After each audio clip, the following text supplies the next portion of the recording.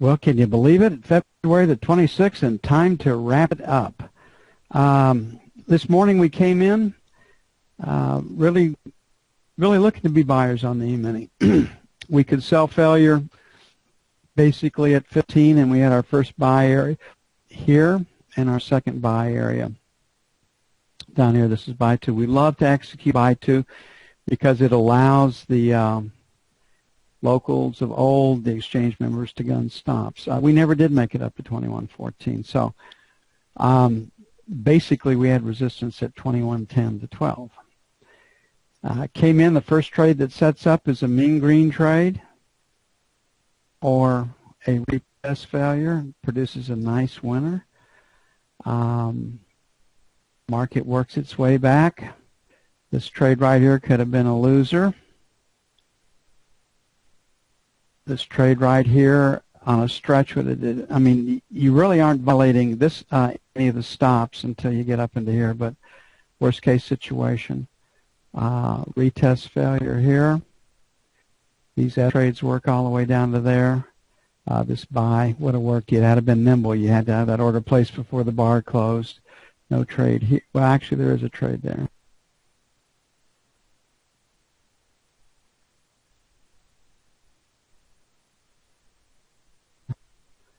Winner and winners. So really a good day trading. And if you really screwed up, you had two losers right in here that you could have broken even on. It's that second bar. If we don't get the second bar of follow through after you come out, certainly the third bar, you're probably going to retest the breakout or get into the previous distribution. So pretty good day trading the E-mini. Again, we don't have a lot of range to work with. I mean, yesterday it was 4 points and a tick. Right now we've got almost 7 points on that first one. So that's enough wiggle room, but you're not looking for home runs. You're hoping to get singles in that situation. So what do we have for tomorrow? Looking at the F1 screen, what the structure favors. Lower high, lower low, looking for a place to sell it. So off the F1 screen, we're a seller. Looking at the F2 screen,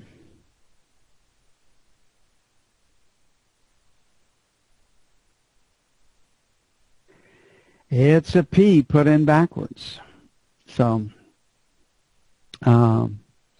we have people, day trade shorts, little long liquidation, but we also have had some buying in this 2105 area. And so we know that 2100 is the low volume number. We know that they're probably buyers. Volume is the attractor over here at 03 that we pointed out very early this morning. They went and got us beneath it, so here's where we sit. So looking at this screen, we're selling 9s to 11s and 14s to 16s. On the buy side, we're buying 2100 02 and then 95 to 97. Okay, we have some old news tomorrow. GDP 2.1, deflator 0, Chicago PMI, pretty good number, 58. That is a surrogate for the automobile industry. Michigan sentiment. For those that pay for the service, come about 5 minutes before the hour. For those that don't, comes out on the hour. So we'll look for something that bar right before the hour starts. 94 is the projection. And then pending home sales at 2.4%. Okay, this is old news, but it will impact the market, so I'll probably put a 2 right there as far as priorities go, and a 1, and maybe 3 on Michigan sentiment. So that's what I have for the E-mini.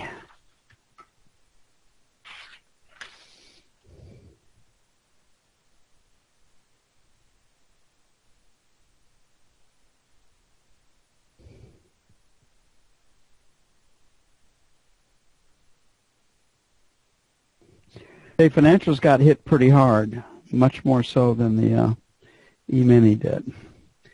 And the 7-year auction was deemed a poor one because of a 2 basis point tail.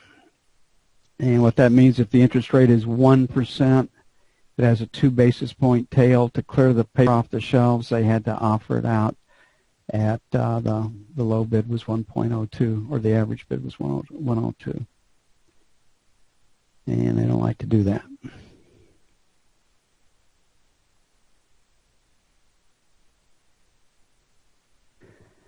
Okay, structurally,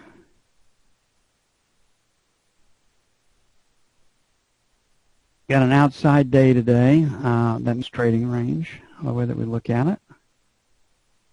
I just can't see the world getting, with all the stuff that we face daily going on in the world, and we can't even keep up with the stuff coming out of Washington. The laws that are being broken right and left out of Washington.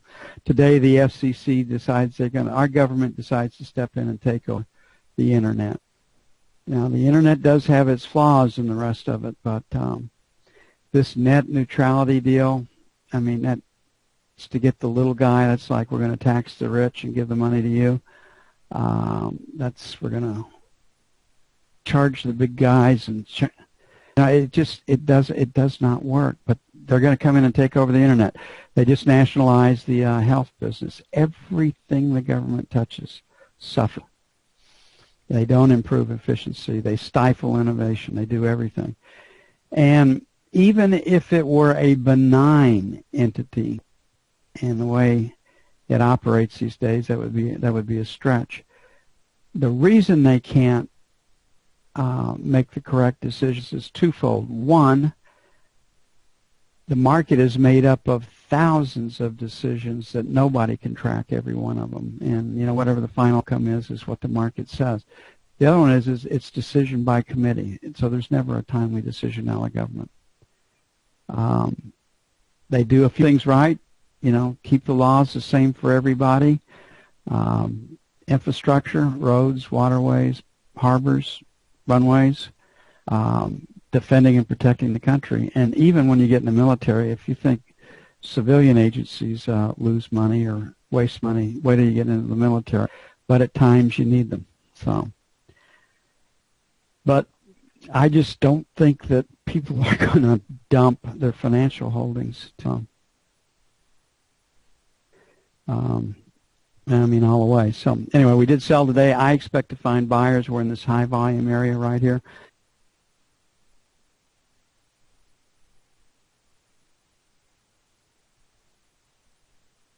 It's a pause day. I didn't see at what price the auction took place, but I will do that. So it is a B. The first trade is a sell. Currently at 9, so 11 to 15, then 19 to 23. On the buy side, we'll make it 1 to 5, and then 25 to 29.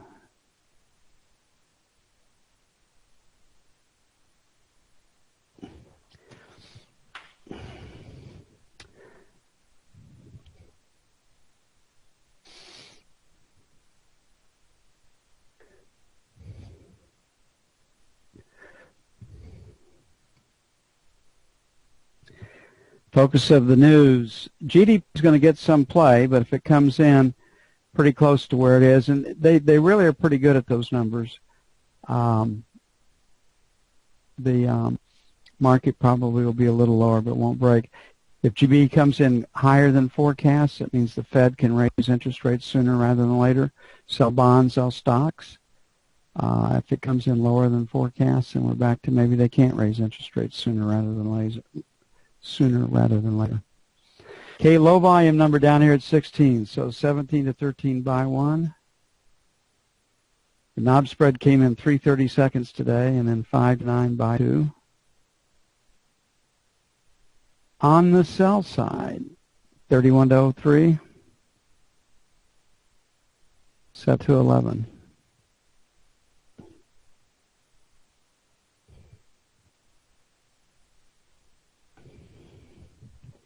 I grew up, college years with assassinations, Kennedy, Martin Luther King, all those things. Riots in Chicago in '68, the Vietnam War, the riots in the '60s that burned down big portions of the city.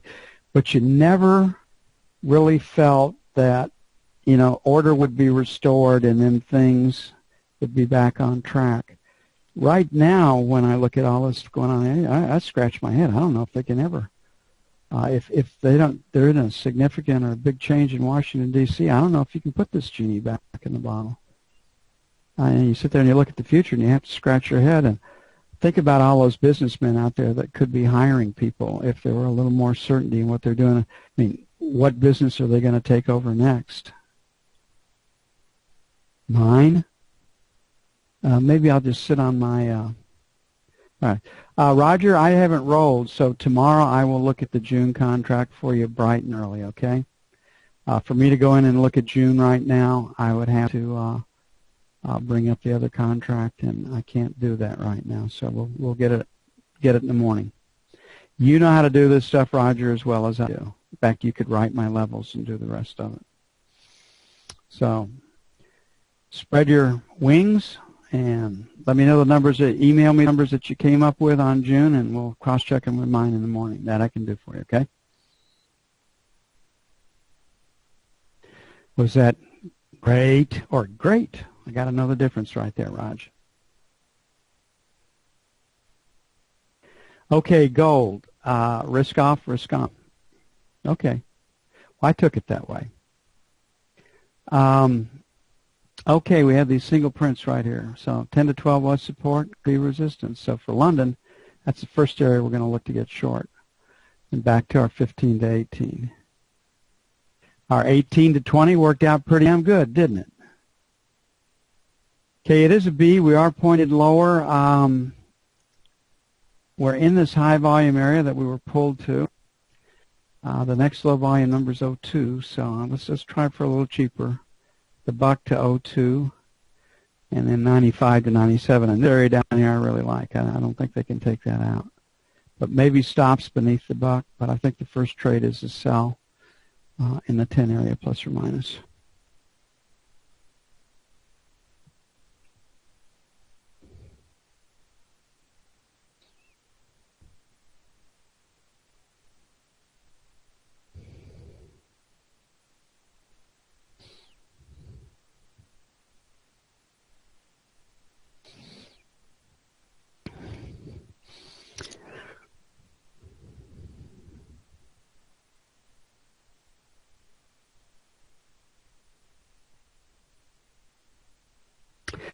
And looking at crude, oh, we got stops below 48. Our number 2 buy area this morning happened to be 48.50 plus or minus. So they got the plus some. Okay, we've rejected prices below 48.25. So buy one, 48.25, 48. Maybe some end of the week in the short covering. And 47.50 plus or minus.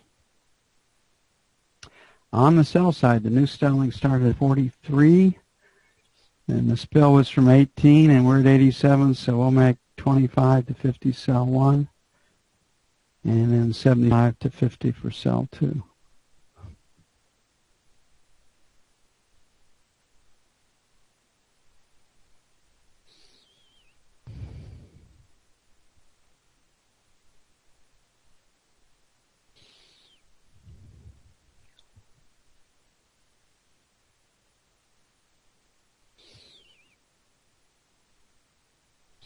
And the euro got smacked today, early in the session.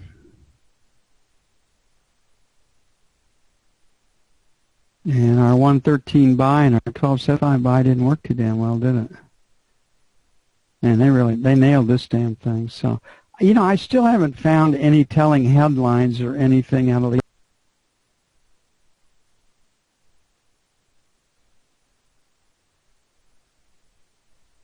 European press. I mean, the most negative thing was a article written by a big German newspaper, a daily, and they're talking about how, based on polls and surveys and the rest of it that the German population was against another Greek bail. And, you know, when I was reading the headline and the rest of it, I was saying, you know, don't hold your breath, guys and gals. These bureaucrats, the bureaucracies have a life of their own. Yeah, I saw those protests in Greece. If Greece wants Germany, the EU, to get serious about it, they got to have, unfortunately, they got to kill a couple of people to get their attention. So we got volume here at 15, falls off pretty quickly at 28, so we'll make 15 to 25, sell 1. And then the spill, 40 to 50, sell 2. The early commentary on the, because it is a B, 75 to 85, buy 1, let them get stops below today's lows.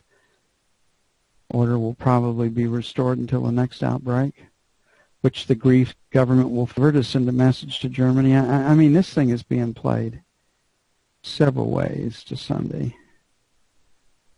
1150, buy 2. But, you know, when you start imposing those kind of hardships on people that haven't had it really good,